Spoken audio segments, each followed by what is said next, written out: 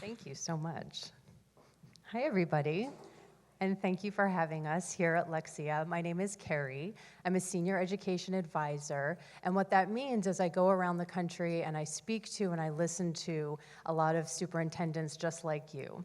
And when I ask them, why do you get out of bed in the morning? What inspires you?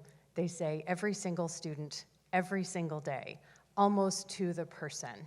I'm not picking and choosing who succeeds in my district. I'm here to make sure every single solitary child succeeds in my district. And we know too often that's not what our data and our results show us. So we started thinking really deeply about that at Lexia, and how can we continue to expand educational opportunities for all students. If you're not familiar with Lexia, I'd love to share with you a little bit of the origin story because it's a rare and powerful origin story. It starts with a dad who was a very successful dad, not an educator, a veteran, someone who went to school and became an entrepreneur, and then his son was really struggling to learn how to read. And his son was developing the behaviors and the beliefs about himself that we still see in our classrooms every day. And this dad was devastated, and he knew that he wanted to do something. But unlike so many of us, this dad did things like ride the T with the head of neurosurgery at an important hospital that studies dyslexia, and taught catechism next door to a guy who was a computer engineer professor at MIT. And he started talking to his friends and saying, I know my son can learn to read.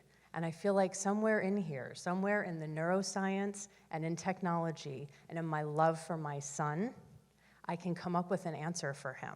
And if I can come up with an answer for him, I can come up with an answer for struggling readers everywhere. And that is where Lexia became a company. He and his friends applied for a grant that was continually renewed because of the results they were able to achieve with struggling readers everywhere. We've been at this for a really long time, for over 30 years. It's all we do. It's everything we do, because we know that literacy is not just words on a page. Literacy is access, it is opportunity, it is engagement. So our origin story is something that we're really proud of. And I'm going to ask you to think for a moment about your origin story as an educator. And I want you to think about a child whose literacy journey inspires you, a child whose name you remember to this day, a child who, if you close your eyes, you can still see this child. Maybe this child sat next to you in the 3rd grade. Maybe they were in the first class that you ever taught. But I'm going to ask you to think about a child whose literacy journey inspires you, and talk to your table mates about that child. And I am going to ask a couple of people to share stories, and as a former teacher, I'm comfortable with wait time, and I can see name tags from up here. So I will ask people to tell us a little bit about the children who inspired us to do the work that we do today. So take a minute to talk to your table mates. As you start to finish sharing these origin stories, I would love for some of you to make the decision, based on the data that you have the courage to share this story with the room. And I hope at this point, you're finding friendship and camaraderie with enough women that you would stand up and speak in front of this group and tell us a little bit about the children whose story you still bring with you today. And this is just the best question, because everybody is smiling and everybody is relaxed, because we wouldn't be in this room if we weren't inspired by kids every single day. And I'm going to make a prediction that the kids who touched your heart and the kids whose name you remember did not show up ready to read and just have a really successful time. They had to work really hard, and you had to work hard to reach them. So I'm not looking at anybody yet. I'm just asking if there's a volunteer who would be willing to share a story of a child whose literacy journey really inspired them. Please, and thank you. Go ahead, just talk up and talk loud. Use your teacher voice. My story is actually about my own child. My oldest child is 10, and he was a first grader. Thank you. First grader during the first COVID year, and was in the beginning of his first grade year, we realized he was definitely not learning to read as he should be reading. My husband and I are both education professionals, and while we were not early childhood specialists, we knew something was wrong. We actually had him scheduled to be screened for dyslexia April of 2020, but we know that didn't happen because he didn't go back to school after spring break.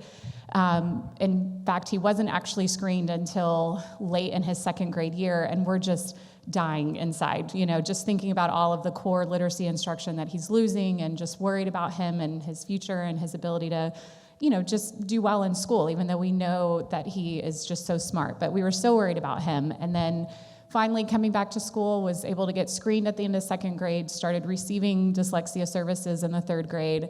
By the end of at the beginning of fourth grade, was reading on grade level. He's going into the fifth grade next year, and will probably exit out of his services by the end of the year. So we're just thrilled.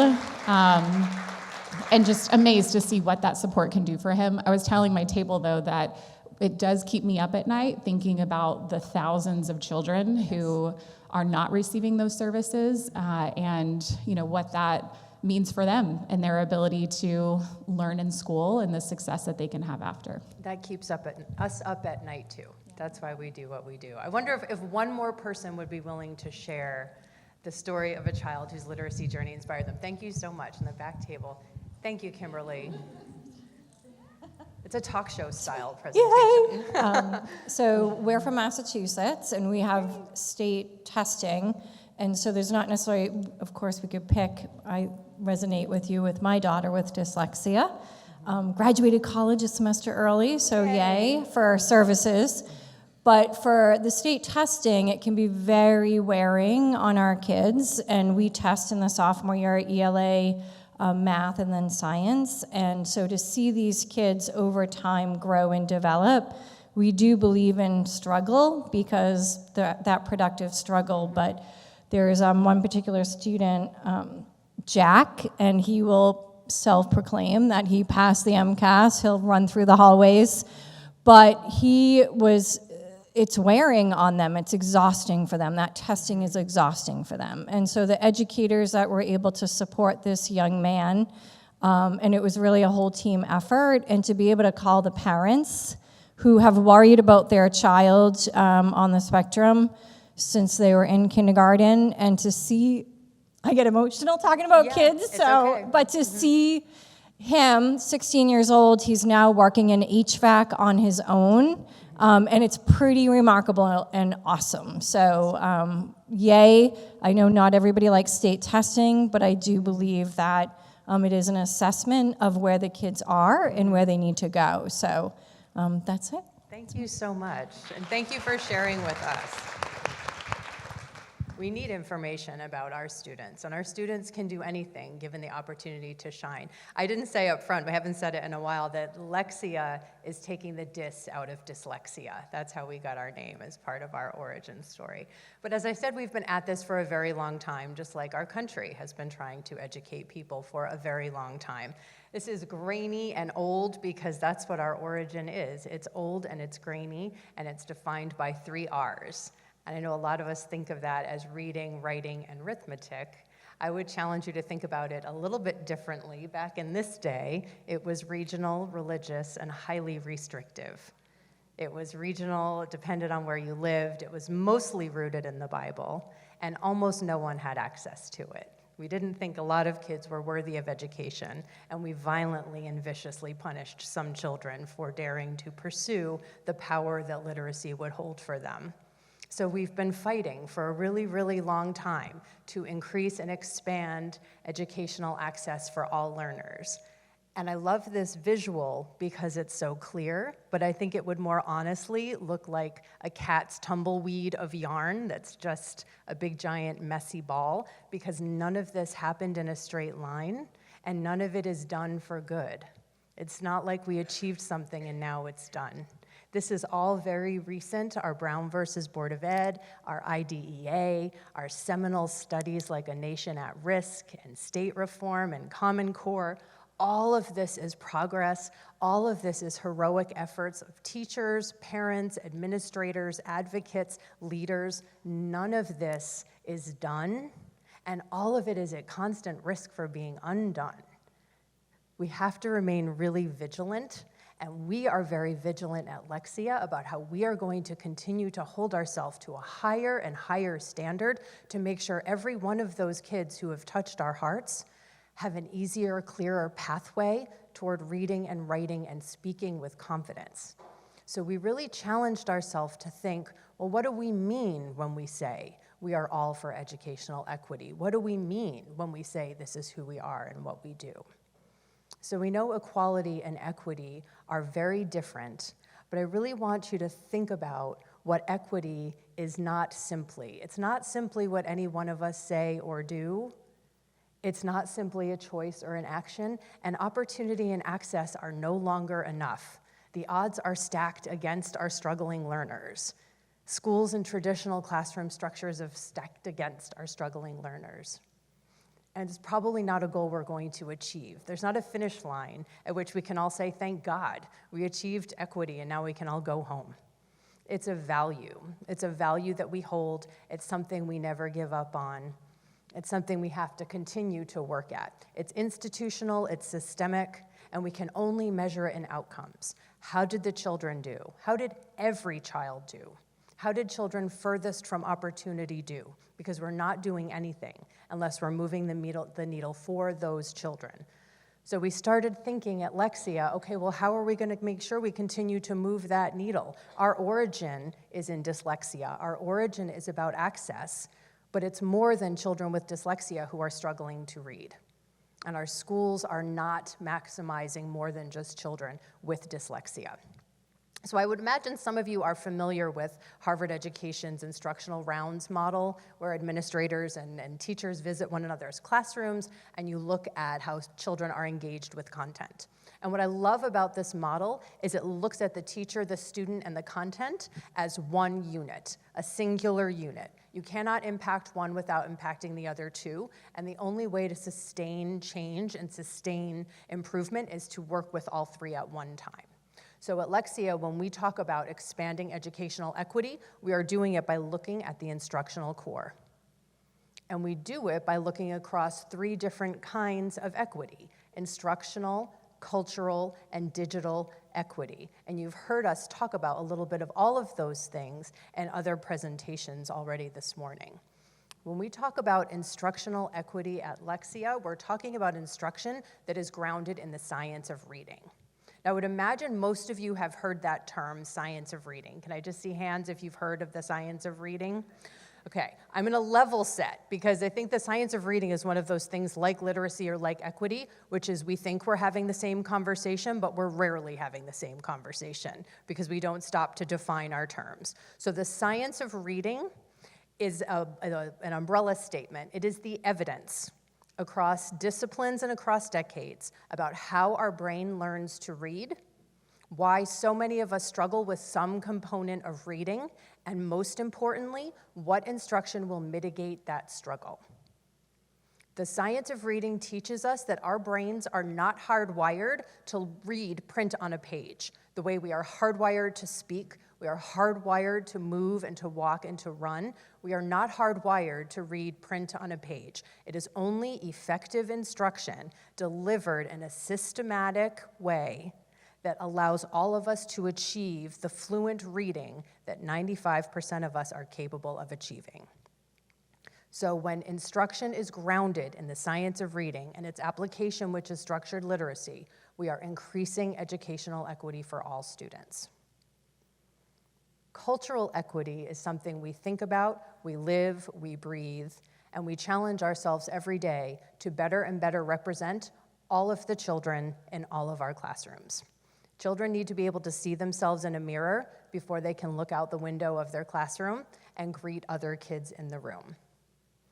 Culturally responsive pedagogy means that children's whole self can show up in that classroom and they see themselves in the content of the instruction.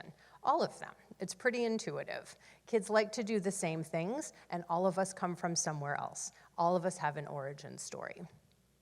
The most exciting component of culturally responsive pedagogy that we focus on at Lexia is an asset-based approach, approaching each and every one of our teachers, each and every one of our students as someone who is walking into the room with strength, with talent, with interest, and someone who is capable of reading and writing and speaking with confidence. We think about expanding educational equity through technology and digital access. This means all kinds of interesting things, and I want to tell you one anecdote from my years at DCPS because I found it to be a very telling anecdote about digital access and equity. At the beginning of the pandemic, we were talking about instructional technology, getting technology home to families and to each child, one-to-one devices. And those of you who may or may not know DC, it's a very segregated community. We're divided by wards. I taught high school in Ward 7, which is sort of isolated urban poverty, Ward 7 and 8. 1 through 6 are a little more integrated, a little more upper and middle class. 7 and 8 are pretty isolated urban poverty. We surveyed our parents about technology and the kind of technology access that they wanted their children to have. And the answers were right down the line. Our parents in wards 1 through 6 said, we don't want that much technology in school.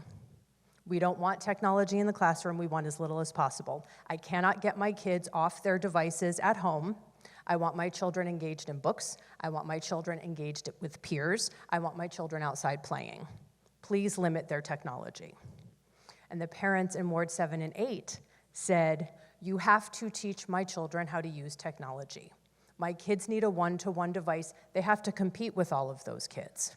I don't have one-to-one devices at home. We have one iPad for the whole family, and we cannot rely on our bandwidth, our broadband.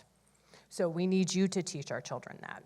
So we as systems leaders had to come up with the right equitable way to ensure that every child could develop the fluency with technology that is the means to the end and not the end in and of itself.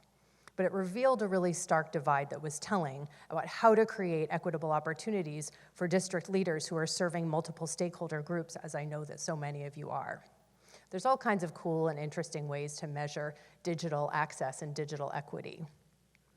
But something that we think about a lot at Lexia is ensuring that the teacher is always at the center of all of our instructional models. There is no scenario in which technology supplants the teacher. And I think the pandemic showed us that. Teachers and leaders need each other, students need each other, we need those personal connections. What the technology does is help with the repetition and help keep it interesting and exciting.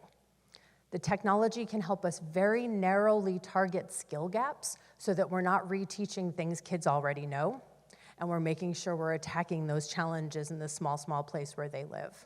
So it's generating data, and then the best technology is going to tie that data to instruction. Now, I know so many of you leaders are thinking about the right balance of how to talk to your community about the role of technology in your classroom. So for 2 minutes, our next little turn and talk will be how are you and your school communities navigating the role of technology in your classroom, and how are you communicating to stakeholders about those needs? So I'm going to give you 2 more minutes, and then we're going to come back to the front and share some more decisions. Okay, I wonder if we could start to wrap up the table conversation, and if 1 or 2 leaders are feeling brave about sharing with us how you are navigating this conversation about technology in the classroom and how we're balancing the needs of multiple stakeholders. Because it's really not a question of if, it's a question of how we integrate this technology. Yeah, please. Teacher voice. So in addition to working for Stages Learning, I teach graduate school, teach ed tech for 3 different colleges, and I also work for Mayo Clinic as an education specialist, where we teach the doctors who all have to teach in the colleges of medicine proper pedagogy and how to bring all the learning to their students. Even they have a very wide variety of students. To me, the basis has to be in the framework, and there are many education and technology frameworks out there. But to me, it's essential for a district to select a framework and make sure everyone understands what that framework is and what that means. So, for example, one of them is the SAMR model, substitution, augmentation, modification, and redefinition. It's a very simple one, but its meaning is deep. So, S being substitution, are you just using technology as a replacement for paper pencil? Right. There's a time and a place for that, practicing, math facts, things like that, can be very useful. But if you're sitting there all the time, the learning can't be very deep. Then you get all the way to the R, redefinition. You're doing things with technology that couldn't otherwise be done. Visiting with a classroom that's across the world. Having pen pals, doing something with Google Docs where you are editing something with somebody from another school. There's just so many opportunities out there, but as a district, if you don't understand what your philosophy is and what that framework is, those decisions are just off the cuff and oftentimes lack depth. Thank you so much. I wonder if one other district leader would be willing to share with us how you are engaging with your community around the role of technology in the classroom. Great, thank you. So we were discussing, and we were having connections that we are in affluent districts where kids have connectivity. We're one-to-one.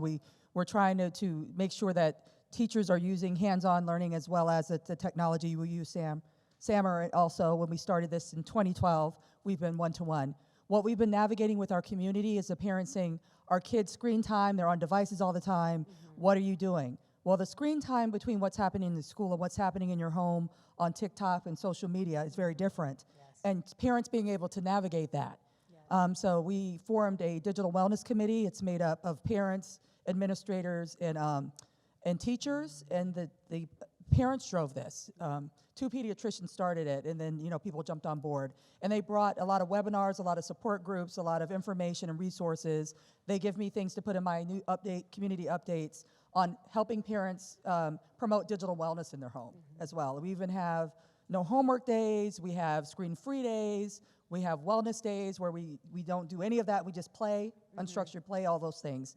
So making that very intentional as well as how we've been navigating that. Thank you so much. I wish you could have seen what I saw, the smiling, the head nodding, the snapping, at this notion of digital wellness and helping parents to balance what they're doing and seeing at home with what's happening in the classroom. So this is a very long journey. It's a journey that's not going to end soon.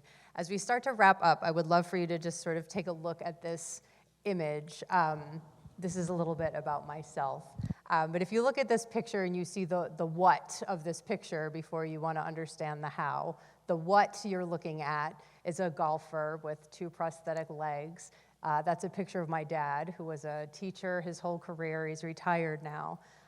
He lost 1 leg in Vietnam before I was born. And then 30 years later, the other one had to be amputated because it never healed. And then the summer after that amputation, he represented the United States at an international amputee golf tournament, and he won that golf tournament.